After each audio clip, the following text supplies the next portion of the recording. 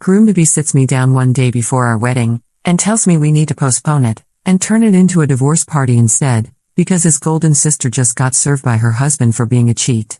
Now he's calling me a red flag, because I told him there's no need to postpone, and both the siblings can celebrate being single together.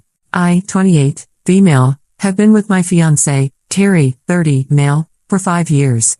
And we were supposed to get married tomorrow. Yep, you read that right. Were.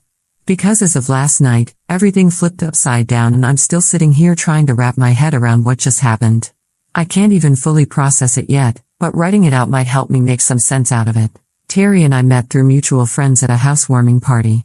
It was one of those casual weekend get-togethers with snacks, drinks, and way too many people crammed into one apartment. We ended up standing near the chips and dip, chatting about some obscure indie band that no one else had heard of. And from that moment on, we kind of just clicked. He was charming and funny in this low-key self-deprecating way that I found really comforting. He actually listened when I talked and I felt like he saw me in a way that most people didn't. We started dating not long after that night and things just flowed naturally between us. 3 years into the relationship and he proposed during a weekend trip to the mountains. We were staying in this little Airbnb cabin drinking wine by the fire and I thought he was just being sweet and sentimental. Then he pulled out the ring and I burst into tears before I even said yes. It felt right. It felt meant to be. Since then, we've spent the last year and a half planning our wedding. I'm talking venue booked, photographer hired, dress altered, cake flavors tasted, all of it. We had 120 guests flying in from all over. Caterers confirmed, flowers arranged, hotel blocks reserved, everything. Tomorrow was supposed to be the happiest day of our lives, but instead I'm sitting here with a half-packed bag, no wedding, and a fiancé who's suddenly a complete stranger to me. Terry's always been really close to his family, especially his older sister, Olivia, 44, female. She's kind of the golden child, successful lawyer, big house, married to Richard, 46, male, who's a surgeon. They've got 2 kids, a picture-perfect life, and Terry absolutely idolizes her. He looks up to her in this way that's honestly been a little intense at times. Whenever he made big decisions, he'd want her opinion. When we got engaged, her reaction seemed to matter more to him than anyone else's, including his own parents. At first, I didn't mind. Olivia was warm and friendly and even helped us with the early stages of wedding planning. She gave us vendor recommendations, helped scout venues, and seemed genuinely happy for us. But about 3 months ago, something shifted. Olivia started pulling away. She'd bail on plans last minute, barely made eye contact at family dinners, was glued to her phone 24/7. At first, I assumed she was just stressed with work or maybe going through something personal. Terry noticed, too, but he didn't seem too concerned. He just chalked it up to work being crazy for her. I didn't press it. Life happens, right? Then yesterday, literally one day before our wedding, Terry came home looking like he'd seen a ghost. I thought maybe someone had died. He sat me down and told me that Olivia had just been served divorce papers that morning. Her husband, Richard, found out she'd been having an affair with some guy she worked with, not just one-time thing, a full-on 6-month affair, and he had proof. Texts, emails, hotel receipts, the whole thing. Richard wasn't interested in reconciling. He was furious and was already going after full custody of their kids. He said Olivia's moral character made her unfit for joint custody. Apparently, it was ugly and fast and completely out of nowhere. I was stunned, shocked. Yeah, but mostly just sad. Sad for the kids, sad for the loss of something that looked so perfect on the outside. I told Terry that obviously it was a terrible situation and we'd do what we could to support Olivia through it, but right now we had a wedding tomorrow. And that's when Terry completely blindsided me. He said we needed to postpone the wedding. I didn't get it at first. I thought maybe he meant a few hours or a day just to process everything. But no, he meant cancel it. Cancel our wedding that we planned for over a year and turn the whole thing into a divorce party for Olivia. He wanted to keep the venue, food, music, even the decorations, and just pivot everything into a celebration of Olivia's new freedom and independence. His words, not mine. He said it would be inappropriate to celebrate love and marriage while his sister's world was crumbling, that it felt wrong to go ahead with the wedding while Olivia was in so much pain. I thought he was joking. I really truly did. But when I saw the look on his face, I realized he was dead serious. He genuinely wanted to cancel our wedding and instead use the whole day to cheer up his sister, who, let's not forget, cheated on her husband for half a year and blew up her family. I couldn't believe what I was hearing. I was sitting there staring at the man I was supposed to marry in less than 24 hours. And it was like I didn't even recognize him. He wasn't asking me if I was okay with it. He was just telling me as if my feelings didn't matter. As if this wedding wasn't something we'd both poured our hearts and souls into for months.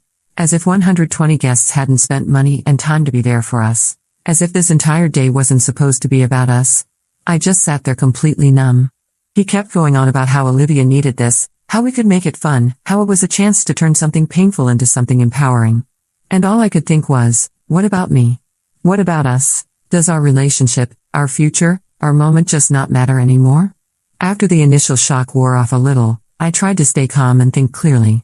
I figured maybe Terry was just reacting emotionally and that once we talked it through, he'd realize how unreasonable it was to cancel our entire wedding for something that wasn't even directly about us. So, I tried to offer a compromise. I suggested that maybe we could still go ahead with our wedding like we had planned. And then afterward, once all the official stuff was done, maybe Olivia could have her own celebration, a fresh start, a divorce party, whatever she wanted. They could even do something together if it meant that much to him. Him celebrating the end of his bachelor life and her the end of her marriage. I thought it made sense. It felt like a fair middle ground, and that way our day would still be about us and Olivia would still get the support she needed in her own time and space. But Terry didn't take it that way at all. His reaction honestly left me speechless. He got mad, like really mad. He said I was being selfish, that I was putting myself above his family. He called me out for being insensitive and accused me of not caring about what Olivia was going through. He even said I was showing red flag behavior for not immediately agreeing to put everything on hold for her. Then he threw this line at me that my response was making him question everything about us and whether we really were meant to be together. And that's when it really hit me. This wasn't just about postponing a party. This was about priorities, values, and how Terry saw our relationship. I felt like I had walked through a door into an alternate reality where nothing made sense anymore. Here I was trying to be reasonable, trying to hold on to the day we'd planned and dreamed about for months. And somehow I was the villain in his eyes. Suddenly I was disloyal and cold for not throwing away everything to comfort his sister, the same sister who had blown up her own life by having an affair. I'm sitting here now, less than 24 hours from what was supposed to be my wedding day. And I honestly don't even know where I stand anymore. My dress is hanging in the closet. Our guests have started arriving. People have flown in from out of state, taken time off work, spent money on gifts and hotels. My parents have spent tens of thousands of dollars to make this day special for us. And most of all, I've spent the last year and a half picturing this moment, walking down the aisle, exchanging vows, starting our life together. I still love Terry. Or at least I thought I did. But I'm starting to realize I might not really know him as well as I believed I did because the person I've been dealing with the past 24 hours isn't someone I recognize. I keep asking myself, is this who he truly is when things get hard?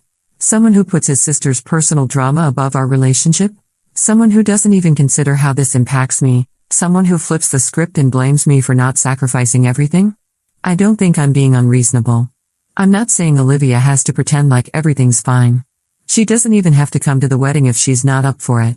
I totally understand that. But canceling everything at the very last minute just to throw her a party, that feels extreme. Like really extreme. And I can't help but wonder if I'm missing something. Is there some deeper family dynamic here that I don't understand? Is this some kind of codependent relationship between them that I never fully saw? I'm completely lost. I feel like I'm trapped in this surreal situation where I'm being made to feel guilty for wanting my own wedding day. I'm not trying to be cold or heartless. I just want to celebrate something good in the middle of all this chaos. And right now, I don't know what to do.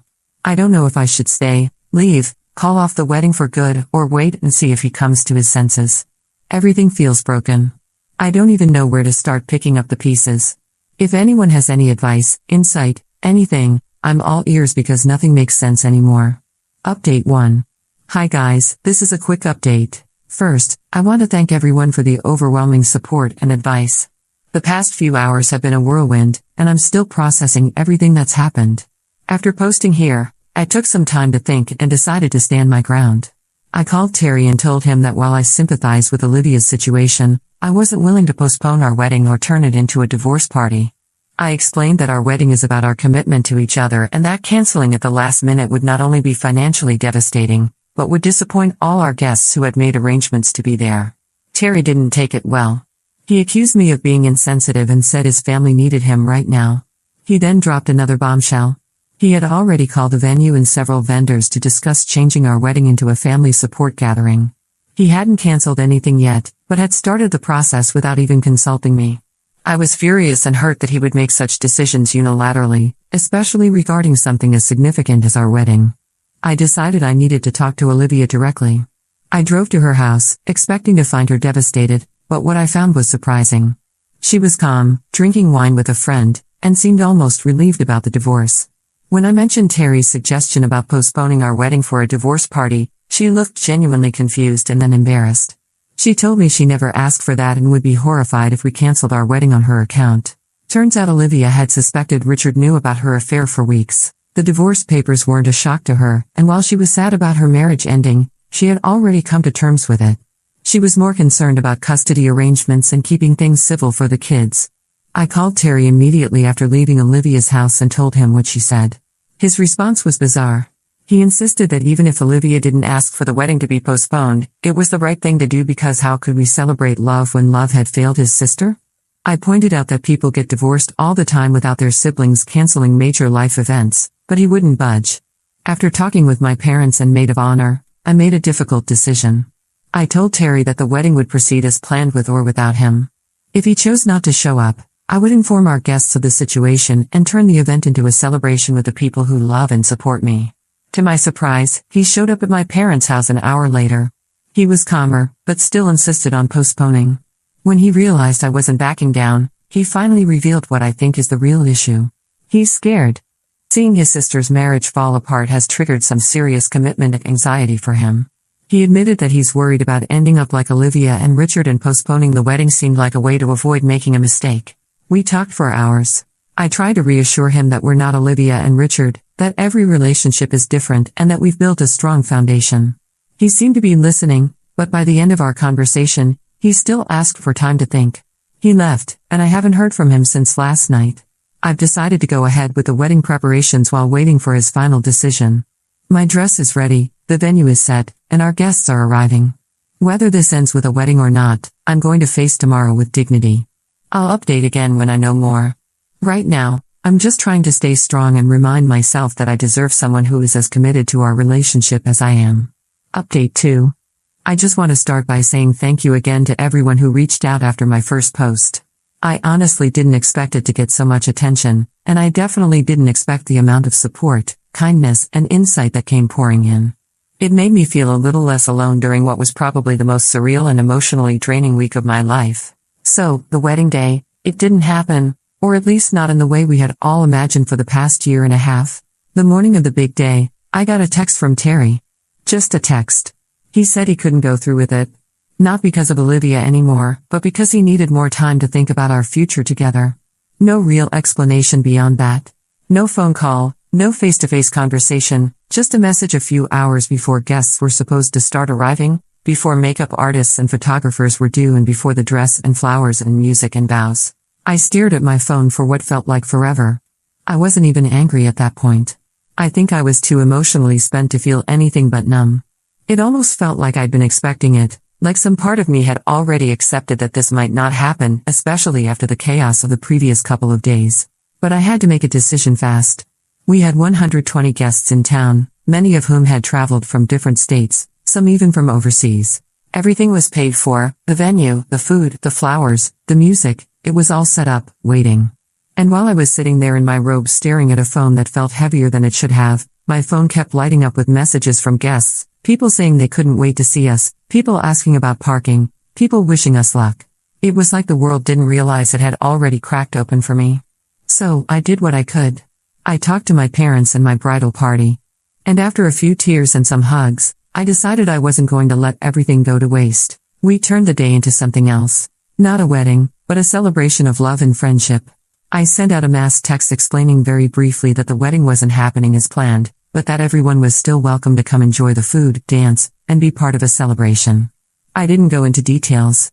I wanted to spare Terry any public shaming.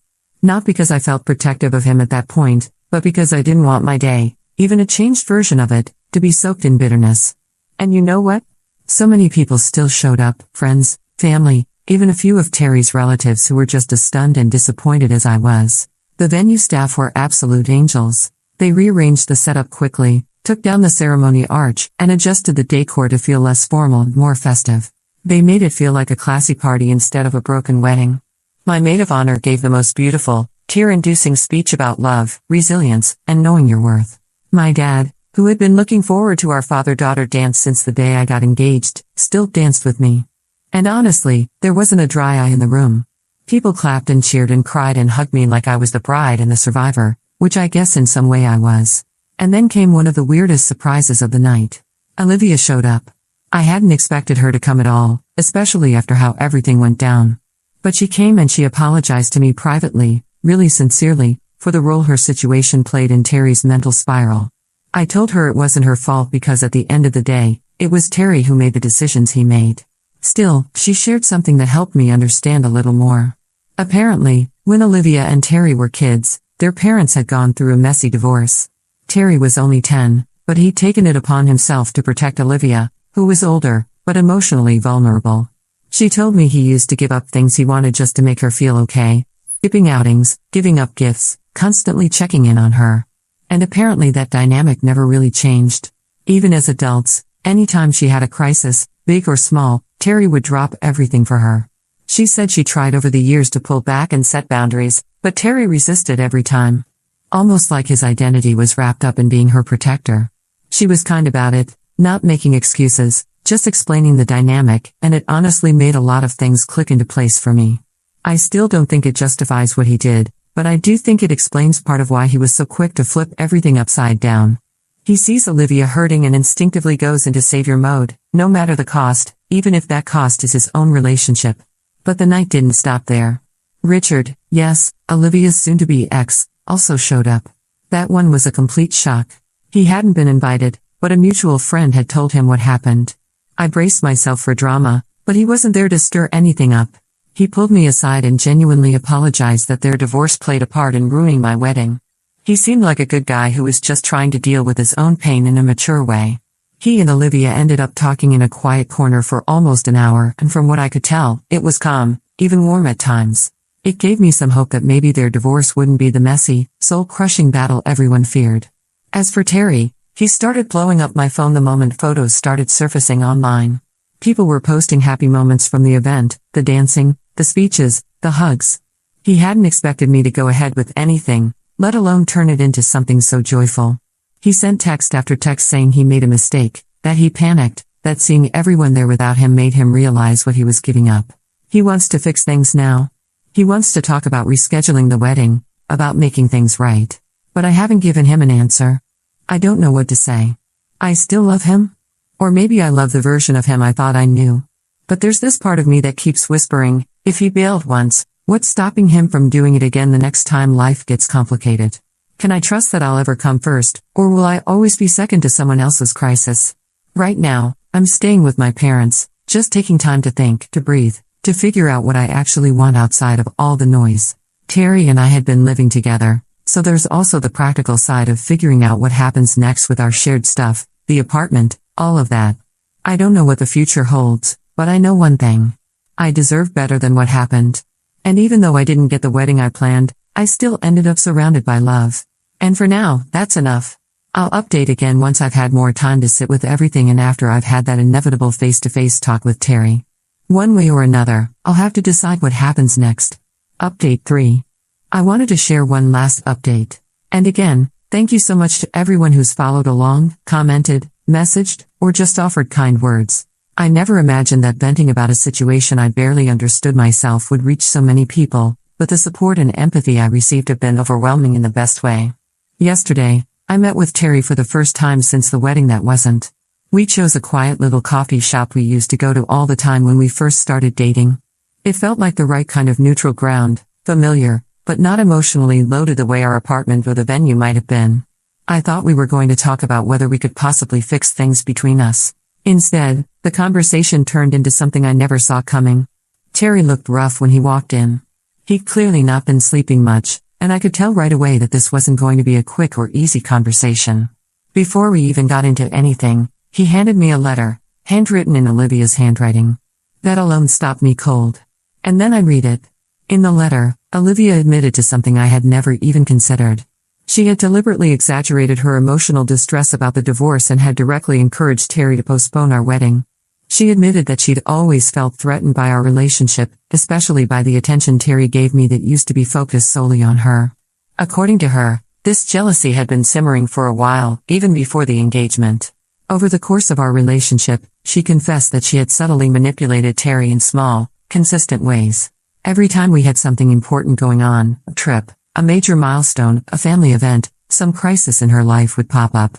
Looking back now, it's disturbing how often we canceled or changed plans because of something going on with her. What blew my mind even more was that while her divorce from Richard was real, her dramatic reaction to it wasn't entirely genuine. She played up her grief and leaned heavily on Terry at the exact moment she knew he'd be the most emotionally vulnerable, right before the wedding. She hadn't expected him to take it as far as canceling everything and throwing a divorce party. But when he suggested it, she didn't stop him. In fact, she encouraged it, even though she knew exactly what it would mean for me. That part of the letter really got to me. It made me feel sick and sad all at once. But she said something else, too. After hearing about the event I went through with, the celebration of love and friendship, and after seeing the photos and realizing just how many people had shown up in support of me, something in her shifted. She said it was a wake-up call. Seeing the love and support I had around me and how people responded to Terry's absence forced her to see the consequences of her actions clearly for the first time. She said she realized just how much control she had tried to maintain over Terry's life, how much damage it had done, not just to him, but to me, to Richard, and to herself. Terry, sitting across from me, was emotional the whole time. He told me that after the non-wedding, he ended up having a deep conversation with Richard. Apparently, Richard had called out some of Olivia's patterns and how they'd been affecting everyone around her for years. That pushed Terry to really reflect, and eventually he confronted Olivia. And that's when she admitted everything and wrote the letter. Terry apologized over and over again. He admitted that for most of his life, he thought being a good brother meant dropping everything the moment Olivia needed something, whether it was serious or not. He said he now sees how that blurred line had affected every relationship he's ever had, including ours. He started seeing a therapist, not just to process what happened, but to actually understand these long-standing family dynamics and start working on boundaries, real ones. He said he wants another chance, but also said he understood if I couldn't trust him again. And honestly, I didn't have an answer for him right then. I still don't. Because while it explains a lot, and I do believe he's being genuine now, there's still a huge part of me that's scared. Scared that if he was able to let go of me and our wedding so quickly once, he could do it again. Scared that he won't recognize red flags early enough next time. Scared that some part of him will always prioritize other people's emotions over mine when things get messy. Later that day, I did something I didn't think I'd ever do. I met with Olivia. I needed to look her in the eye and hear her say it all out loud, and she didn't run from it. She admitted everything just like she had in the letter, and she seemed genuinely remorseful. She told me she's also started therapy and wants to figure out why she behaved the way she did. Richard was with her. He didn't say much, but he confirmed that while the divorce is still happening, and yes, the affair she had was real, they're trying to move forward in a more civil way, especially for their kids. It was weirdly humanizing, messy, painful, but honest. As for me and Terry, we've decided on a 6-month break. Not a full breakup, but a conscious separation with a clear boundary. He's going to keep working on his issues, on building healthy independence from his sister, and on figuring out who he is outside of his family obligations. I'm going to focus on myself, on my career, my friends, and the people who showed up when it mattered. I want time to rebuild my trust in myself to know that no matter what happens with Terry, I'll be okay. We've agreed to meet again in 6 months. If by then we both feel like we've made real progress, and still want to be together, we'll talk about starting fresh. New engagement, new wedding plans, maybe even premarital counseling to help us keep everything clear and healthy moving forward. No rushing, no pressure, just clarity and honesty. I don't know what the future holds. I still have love for Terry. But I'm not letting that love cloud my judgment anymore. What I do know is that I've learned more about myself in the last few weeks than I probably did in the last few years. I've learned that I'm stronger than I ever thought and that I can pivot when everything falls apart and that I'm surrounded by people who truly care. Oh, and just to answer some of the most common questions I've been getting since the last post. Yes, I returned all of the wedding gifts. I sent thank you notes to everyone explaining the situation in a gentle, respectful way. A lot of people told me to just keep the gifts, but it didn't feel right. Returning them felt like the clean, responsible thing to do. Financially, it was definitely a hit. Some vendors were kind enough to offer partial refunds or allow us to use the deposits for future events. Others, not so much. But all things considered, it could have been worse. And I'm grateful we were able to salvage part of the cost. As for Richard, no, I don't blame him at all for sharing the truth about the affair right before the wedding. He had literally just found out and was dealing with his own shock. Our wedding wasn't on his radar, nor should it have been. The issue was never his timing. The issue was how Terry responded and how deep the family dysfunction really went. That's it for now. Maybe I'll post again in 6 months after we talk. But for now, I'm choosing peace and healing. No more chaos, no more drama. Just time to rebuild, recover, and move forward, whatever direction that ends up being. Thank you again from the bottom of my heart.